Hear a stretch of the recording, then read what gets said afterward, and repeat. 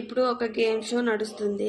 So game షోలో మనం ఏం చూస్తాము, గేమ్ ఎవరు బాగా ఆడుతున్నారు, ఎలా అనాలిసిస్ చేస్తున్నారు, గేమ్ని ఎలా గేమ్లా తీసుకుంటున్నారు, అండ్ గేమ్ ఎన్నిసార్లు ఎవరు గెలిచారు, ఇలాంటివి అయితే చూస్తాము.